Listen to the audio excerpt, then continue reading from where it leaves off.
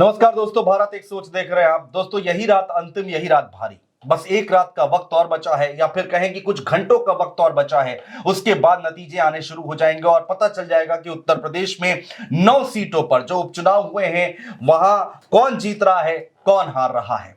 लेकिन उससे पहले एक विश्लेषण हम आपके सामने लेकर आए हैं कि आखिर जब से चुनावों का ऐलान हुआ, प्रचार शुरू हुआ, प्रचार थमा और वोटिंग हुई, और आज की डेट की अगर हम बात करें, यानी कि काउंटिंग से एक दिन पहले की स्थिति की अगर हम बात करें, तो आज के हालात क्या हैं, किस पार्टी को कितना एज मिलता दिखाई दे रहा है और कौन पीछे चल रही है, ये समझने की हम कोशिश करेंगे। हमारे साथ प्रशांत शुक्ला पत्रकार मौजूद है। प्रशांत भाई, बहुत स्वागत है आपका।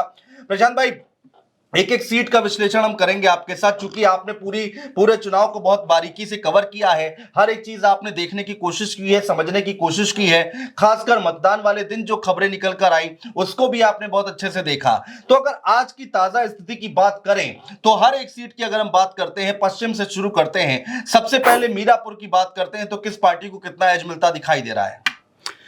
देखिए, मीरापुर के साथ साथ में दो तीन चीजों को हमको थोड़ा सा उसकी एक होलिस्टिक अंडरस्टैंडिंग पहले लेनी पड़ेगी। पश्चिमी उत्तर प्रदेश और पूरब की सीटें, इन दोनों हिस्सों को आप एकदम अलग अलग करके देखेंगे, तब आपको एकदम पिक्चर क्लियर नजर आएगी।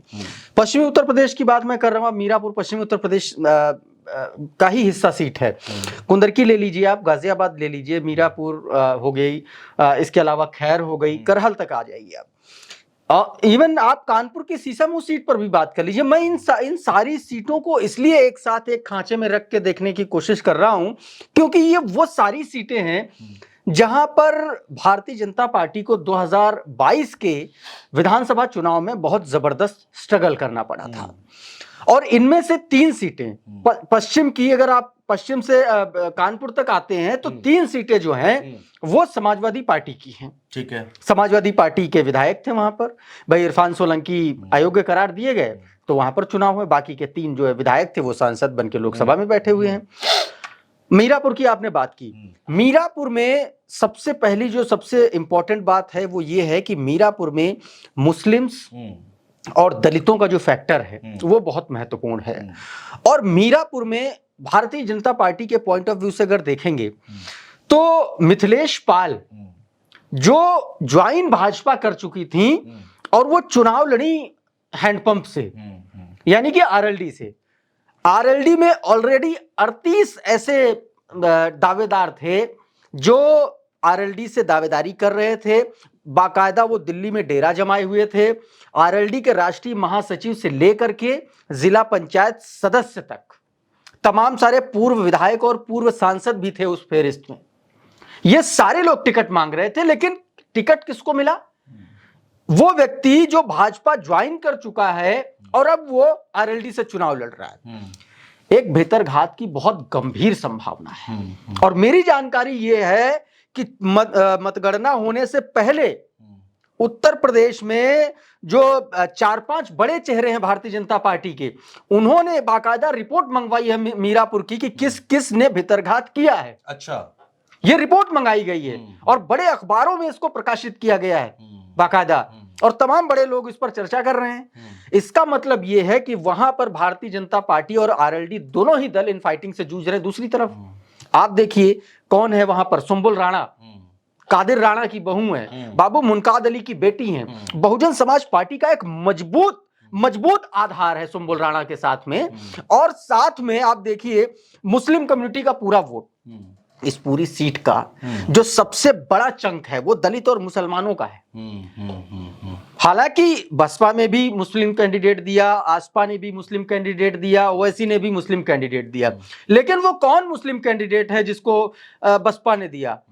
शाहनजर को कौन जानता है? शाहनजर के जो बड़े भाई हैं वो जिला पंचायत सदस्य हैं सिर्फ, उनको लोग भले जानते हैं। उन जो पिछले कैंडिडेट थे बसपा के, उनके मार्फत उनको टिकट मिला। तो कोई बड़ी स्थिति नहीं है। एक गांव के कैंडिडेट को आसपा ने चुनाव टिकट दिया। भाई आप विधानसभा का चुनाव लड़, कितने वोट पा जाएंगे? मुझे नहीं लगता कि 2000 से ज्यादा वोट मिलेगा। ये सारे कैंडिडेट ओवैसी को ले लीजिए, बसपा को लीजिए, मुझे लग रहा 5000 के अंदर सिमट जाएंगे। तो कुल मिला के ऐसे में ये जो हाँ, सीट है हाँ। ये सुम्बुल राणा के लिए बहुत मजबूत सीट एज है यहाँ पर। एज है, बहुत तगड़ा एज है। क्यों? वैसे नहीं होता, अगर भीतरघात नहीं होता तो एज नहीं होता। दोनों बातें हैं। मतदान वाले दिन जिस तरह की मीरापुर से खबरें निकल कर आई, और दूसरा यहाँ पर भीतरघात की बात कह रहे हैं प्रशांत भाई की भारतीय जनता पार्टी के अंदर भीतरघात हुआ है। दूसरी सीट पर आ जाते हैं। फिलहाल मीरापुर समाजवादी पार्टी के लिए मजबूत स्थिति मानी जा रही है, ऐसा प्रशांत भाई का विश्लेषण है। दूसरी कुंदरकी सीट की अगर हम बात करें, मुरादाबाद की कुंदरकी सिंध, हाजी रिजवान मुस्लिम चेहरा यहाँ पर उतारे गए हैं। 60 से 65% के आसपास जो है मुस्लिम आबादी है यहाँ पर, हालांकि वोट उतने नहीं पड़े हैं। क्या क्या लग रहा है आपको? समस्या यही है इस सीट की। इस सीट की सबसे बड़ी समस्या यही है कि आप देखिए 13 बार यहाँ पर चुनाव हुआ, 9 बार यहाँ से तुर्क बिरादरी के मुस्लिम कैंडिडेट चुनाव जीते और 4 बार यहाँ से गैर मुस्लिम चुनाव जीते। रामवीर सिंह ठाकुर भाजपा से हैं उम्मीदवार, लेकिन जिस तरीके से आप देखिए मतदान से पहले वो मुसलमानों के साथ में वो बाकायदा तराजू से तोले जाते हैं, रुपयों के साथ उनको तोला जाता है, उन पर कोई कार्रवाई नहीं होती। हाजी रिजवान और उनके बेटे पर शिकायत हो जाती है, FIR दर्ज हो जाती है। और आप देखिए कि शुरुआत में किस तरीके से भारतीय जनता पार्टी ने वहां पर आरोप लगाए थे कि पुलिस और प्रशासन लोगों के वोटर ID कार्ड चेक कर रहा है मतदान से पहले। तो एक पहले से माहौल बनाने की कोशिश की गई थी। मतदान से पहले हाजी रिजवान लगातार ये बात कह रहे थे। मतदान वाले दिन भी उन्होंने कहा कि 250 बूथ पर वहां एजेंट ही नहीं बनने दिया समाजवादी पार्टी का। और लास्ट में आप देखिए 57% वहां पर मतदान हुआ, जहां पर 62% कम से कम मुस्लिम आबादी है, वहां का टोटल मतदान 57% है। यानी कि भरसक कोशिश की गई है सरकारी मशीनरी के द्वारा कुंदरकी के चुनाव को कंट्रोल करने की। बावजूद इसके अगर मुसलमानों ने वोट डाला है तो कुंदरकी सीट पर अभी भी भारतीय जनता पार्टी पीछे है। हालांकि इस बार मुकाबला बड़ा टफ है कुंदरकी में, लेकिन एज समाजवादी पार्टी को यहां पर मिल रहा है कुंदरकी में। बिल्कुल ठीक है, तो 2 सीटें पश्चिमी उत्तर प्रदेश की बात कर ली है, दोनों में समाजवादी पार्टी को एज मिलता हुआ दिखाई देता है। अगली सीट की बात कर लेते हैं। अगली सीट देखिए सीसामऊ की बात कर लेते हैं। कानपुर की सीसामऊ सीट है और इरफान सोलंकी की पत्नी नसीम सोलंकी चुनावी मैदान में है। इरफान सोलंकी की पत्नी नसीम सोलंकी से जब मैंने इंटरव्यू किया तो उन्होंने कई सारी बातें बताई प्रशांत भाई कि बहुत गड़बड़ी हुई है, हर एक बूथ पर उनको जाना पड़ा था, उतने बूथों इतनी शिकायतें थी कि उन बूथों पर जा भी नहीं पा रही थी। नहीं, नसीम सोलंकी ने इंटरव्यू में भी बोला, और उससे पहले आप देखिए अमिताभ वाजपेयी ने एक दिन पहले वीडियो जारी किया कि कैसे वो शॉर्टकट रास्ता था मुसलमान मोहल्ले का और वहां पर JCB खड़ी कर दी, सड़क खोद दी, इस तरीके के तमाम विजुअल्स सामने आए। बावजूद इसके भारतीय जनता पार्टी सीसामऊ में जो खेल करना चाह रही थी वो खेल कर नहीं पाई। समाजवादी पार्टी का यहां पर एकदम क्लीन स्वीप नजर आ रहा है, और क्लीन स्वीप इसलिए नजर आ रहा है क्योंकि इनफाइटिंग भारतीय जनता पार्टी के भीतर यहां पर बहुत जबरदस्त नहीं, नसीम सोलंकी बहुत ज्यादा कॉन्फिडेंट भी दिखाई दे रही थी। कॉन्फिडेंट, हाँ कॉन्फिडेंट। एक तो समाजवादी बॉडी लैंग्वेज बता देती है ना, बॉडी लैंग्वेज भी बता रही है, और दूसरा एक सबसे बड़ा कारण यहां पर यह भी है कि इस सीट का एक नेचर है। वो नेचर ये है कि यहाँ के हिंदू और मुस्लिम दोनों मिलकर के सपा को वोट करते हैं बिकॉज ऑफ इरफान सोलंकी के फादर। उनका जो काइंड ऑफ पॉलिटिक्स था वो आते मुसलमान इलाके से थे, मुस्लिम कम्युनिटी से भले, लेकिन हिंदुओं के लिए उन्होंने बहुत काम किया है, बहुत जबरदस्त का। आप इलाके में जाएंगे तो आपको वहां पर समझ में आएगा कि वहां के हिंदू भी समाजवादी पार्टी को वोट करते हैं सिर्फ और सिर्फ सोलंकी परिवार की वजह से। और दूसरी तरफ भारतीय जनता पार्टी ने एक बहुत रणनीतिक चूक कर दी। 3 बार के वहां से भारतीय जनता पार्टी अगर वहां पर जीती है तो सिर्फ एक चेहरे की वजह से, राकेश सोनकर की वजह से। राकेश सोनकर वहां से 2002 तक मेरे ख्याल से विधायक रहे 3 बार, 96 में, 2002 में और एक बार और शायद। 3 बार वो विधायक रहे।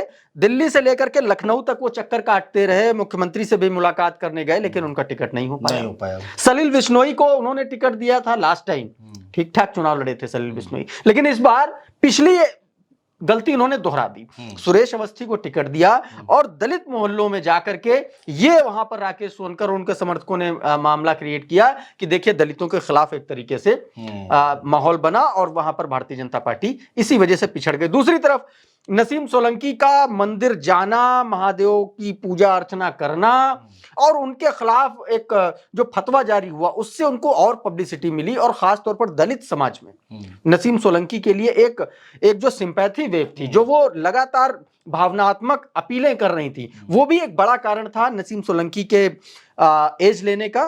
तो सीसामऊ सीट पर मुझे लगता है कि ये समाजवादी पार्टी के लिए क्लियर कट क्लीन स्वीप है। हाँ, और चौथी सीट पर आ जाते हैं। देखिए 3 सीटें, तीनों पर मीरापुर, कुंदरकी और सीसामऊ। यहाँ पर भारतीय समाजवादी पार्टी जो है एज में है और क्लीन स्वीप बता रहे हैं कि सीसामऊ में क्लीन स्वीप दिखाई दे रहा है, समाजवादी पार्टी यहाँ से जीत रही है। चौथी सीट करहल की बात करें, करहल समाजवादी पार्टी का गढ़ रही है। करहल में कोई दांव भारतीय जनता पार्टी का चला नहीं। तेज प्रताप यादव विधायक बन जाएंगे। तेज प्रताप यादव विधायक बनेंगे। पहले भी उपचुनाव में वो विधायक एक बार बन चुके हैं। तेज प्रताप सांसद ही जीती, सांसद, हाँ, उपचुनाव में नेताजी ने हाँ सीट छोड़ दी थी। तो उपचुनाव में फिर से तेज प्रताप यादव एक बार अब विधायक बनेंगे। दूसरी सबसे बड़ी बात, अनुजेश, जिस तरीके से अनुजेश को टिकट दिया गया, मुझे लगता है कि अनुजेश यादव को भारतीय जनता पार्टी के पास जो सबसे बेहतर विकल्प था वो भाजपा ने दिया, लेकिन और उससे बेहतर कुछ हो नहीं सकता था। एसपी बघेल को आप देखिए, आपने केंद्रीय मंत्री को चुनाव लड़वाया और अखिलेश यादव ने कितना बुरी तरीके से हराया था।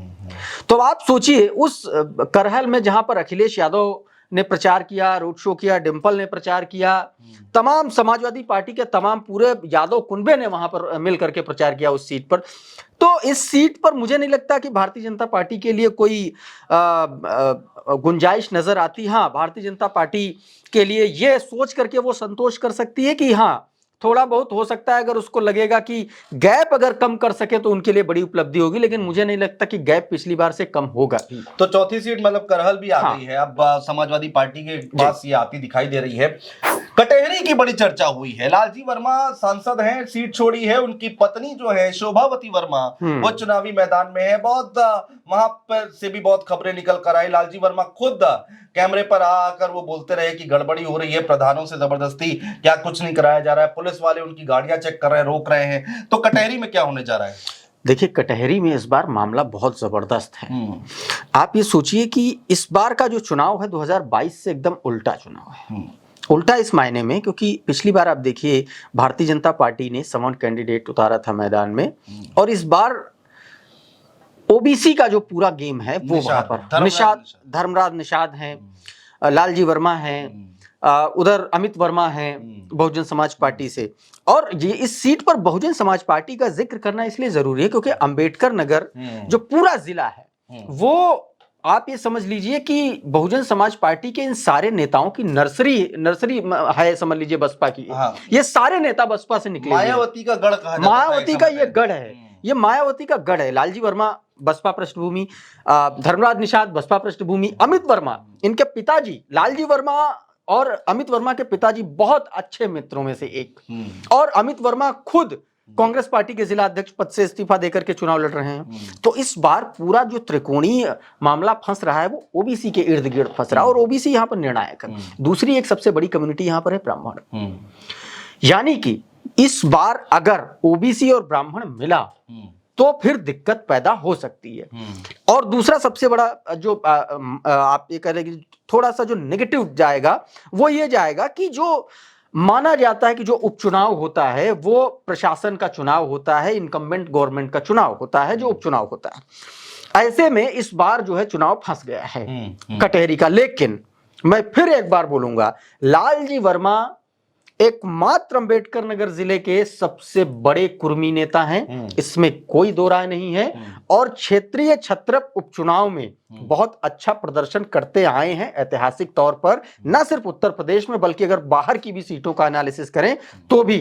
ऐसे में अपर एज में मुझे लगता है कहीं ना कहीं इस सीट पर थोड़ा सा बीजेपी अपर एज में है, लेकिन लालजी वर्मा को कम आंकने की गलती नहीं होनी चाहिए, बशर्ते अगर इस सीट पर अमित वर्मा का जो वोट है 3000 से कम में रह जाता, 4000 भी मान लीजिए 4000 से भी ऊपर नहीं जाता, तो लालजी वर्मा गेम खेल जाएंगे, वो चुनाव निकाल ले जाएंगे। अमित वर्मा यहाँ पर एक्स फैक्टर साबित हो रहे हैं। कटहरी में फाइट है, अच्छी फाइट है। ये बेसिकली आप ये कह सकते हैं कि एक ग्रीन है रेड है तो ये आप मॉडरेट कह सकते हैं, ना ये भाजपा के पास है ना ये सपा के पास है, इस पर कुछ भी हो सकता है, कुछ भी हो सकता है। तो 5 सीटों का आकलन हम कर चुके हैं। अगली सीट मझवा की बात कर लेते हैं।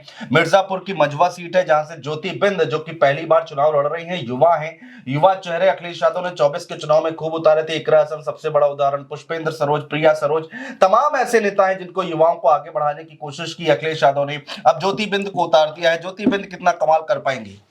देखिए, ज्योति बिंद रमेश बिंद की बेटी हैं और रमेश बिंद बहुत बड़े नेता हैं, ताकतवर नेता हैं। बीजेपी वाले? हाँ, बीजेपी से आए हैं, समाजवादी पार्टी में टिकट नहीं दिया गया इस वजह से। तो रमेश बिंद बड़े नेता हैं, 3 बार के विधायक रहे हैं वो, और मेरे ख्याल से 5 बार के विधायक हैं। तो आप ये समझिए कि नेता तो बड़े हैं, बड़े क्षेत्रीय क्षेत्रप हैं वो भी, लेकिन यहाँ का जो मामला है वो भारतीय जनता पार्टी के लिए इसलिए थोड़ा सा सिरदर्द बन रहा है क्योंकि यहाँ पर लगातार टिकट की डिमांड निषाद पार्टी कर रही थी, क्योंकि निषाद पार्टी के ही कैंडिडेट थे जो यहाँ से विधायक थे। इस बार भारतीय जनता पार्टी ने पूरी ज्यादती की उनके साथ, डॉक्टर संजय निषाद के साथ। आखिरी समय तक वो टिकट मांगते रहे, कंट्रोवर्सी भी हुई वहां पर। जिनको टिकट मिलने जा रहा था, मेरे ख्याल से उनका नाम हरिशंकर करके कुछ था, उन्होंने बाकायदा आरोप लगाया कि 15 लाख रुपए लिए। तो और उन्होंने साफ तौर पर कैमरे, भारत एक सोच पर कैमरे के सामने कहा था कि जो बन पड़ेगा वो भाजपा के खिलाफ और निषाद पार्टी के खिलाफ करेंगे।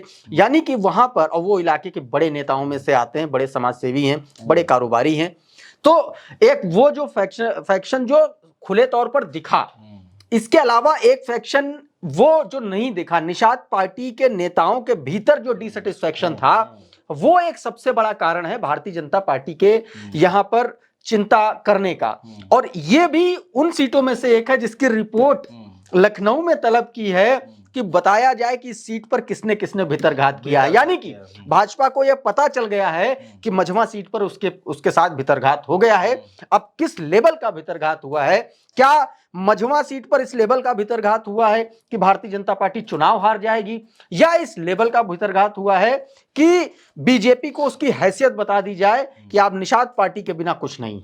ये निषाद पार्टी के कार्यकर्ताओं की सोच है, ये आप कह रहे हैं। तो देखिए, मामला हर सीट पर फंसा हुआ है, कोई ऐसी नहीं लग रही है कि अभी मामला समाजवादी पार्टी के लिए करहल और सीसाबों सेफ दिखाई दे रही है, लेकिन फाइटिंग हर जगह देखने को मिल रही है, अच्छी खासी फाइट देखने को मिल रही है। तो मझवा में ज्योति बिंद कमाल कर सकती हैं अगर निषाद पार्टी वाकई उनके कार्यकर्ता नाराज दिखाई देते हैं। तो फूलपुर आ जाते हैं, मुस्तबा सिद्दीकी, अगर मैं सही नाम ले रहा हूं उनका, तो वो अच्छी खासी उम्र है उनकी, करीबन 79-80 साल के हैं, बुजुर्ग नेता हैं, और उनको चुनावी मैदान में उतारा फूलपुर से अखिलेश यादव ने। क्या कहेंगे फूलपुर के बारे में, आज की ताजा स्थिति? ये जो पूरा बेल्ट है ना अनुज जी, ये बड़ा सरप्राइजिंग है। आप देखिए, इसमें एक चीज सबसे कॉमन है, ये सारे नेता, चाहे मझवा की बात कर लीजिए, आप फूलपुर की बात कर लीजिए, कटहरी की बात कर लीजिए, ये जो पूरा बेल्ट है सब बसपा के इर्द गिर्द, पूर्वांचल एरिया लग जाता है, पूरा बसपा के इर्द गिर्द। मुस्तफा सिद्दीकी का जो बैकग्राउंड है वो बसपा ही है, बसपा से 3 बार के विधायक है मुस्तफा सिद्दीकी, और मुस्तफा सिद्दीकी का मुसलमानों में बहुत जबरदस्त क्रेज है वहां पर। ऐसे में दलित और मुस्लिम का कॉम्बिनेशन, और यहाँ पर जो तीसरी सबसे बड़ी कम्युनिटी है यादव कम्युनिटी है इस सीट पर, दलित मुस्लिम यादव, ये जो कॉम्बिनेशन समाजवादी पार्टी ने बनाया है। में पटेल अच्छी खासी तादाद में, पटेल भी बहुत अच्छी तादाद में, क्योंकि पटेल वोटर देखिए, वो भारतीय फूलपुर सीट पर समाजवादी पार्टी की काइंड ऑफ पॉलिटिक्स से वो मेल नहीं खाता, इसलिए वहां पर दीपक पटेल जिनको उतारा भारतीय जनता पार्टी ने, तो पटेल वोटर हम मान के चल रहे हैं कि समाजवादी पार्टी को नहीं मिल रहा है। इसलिए मैं ये कह रहा हूं कि इस सीट पर यादव, मुस्लिम और दलित, ये जो कॉम्बिनेशन है, ये समाजवादी पार्टी ने मान करके चला है, और इसी के तहत उन्होंने मुस्तफा सिद्दीकी को टिकट दिया, और मुस्तफा सिद्दीकी ने अपने आप को साबित किया है। भाई 2022 में मात्र 2700 वोटों के अंतर से चुनाव हार गए, मामूली अंतर से। 2024 के लोकसभा चुनाव में फूलपुर की जो विधानसभा सीट थी, यहां से मुस्तफा सिद्दीकी की वजह से समाजवादी पार्टी को 28,000 वोटों की लीड मिली। तो अब आप ये समझ लीजिए कि अगर लोकसभा चुनाव में 28,000 वोटों की लीड मिल रही है, तो इससे बेहतर विकल्प समाजवादी पार्टी के साथ और कोई हो नहीं सकता था। ऐसे में मुस्तफा सिद्दीकी सबसे मजबूत दावेदार हैं। दीपक पटेल का बैकग्राउंड, हालांकि उनकी शायद माताजी सांसद भी रही हैं, दीपक पटेल चुनाव लड़ रहे हैं, लेकिन वो उतना बड़े नोन फेस नहीं है। दीपक पटेल की उनको जाना जाए या और अच्छा एक और बहुत महत्वपूर्ण बात है, यहां पर बहुजन समाज पार्टी ने गेम किया है। बहुजन समाज पार्टी ने यहां से जितेंद्र सिंह को टिकट दिया। राजपूत कम्युनिटी का ठीक ठाक वोट है यहां पर, और राजपूत आपको पता है कि वो वोटर भारतीय जनता पार्टी का वोटर है, वो समाजवादी पार्टी को कम से कम इस सीट पर इस कॉम्बिनेशन के तहत वोट करने नहीं जा रहा है। ऐसे में बसपा जो है एक बड़ा नुकसान भारतीय जनता पार्टी को करती हुई नजर आ रही है। अगर जितेंद्र सिंह 10,000 12,000 वोट भी लेके आ जाते हैं तो आप ये मान के चलिए कि दीपक पटेल ये सीट हारने जा रहे हैं। अच्छा, हाँ, ये बड़ी बात देखिए बोली है।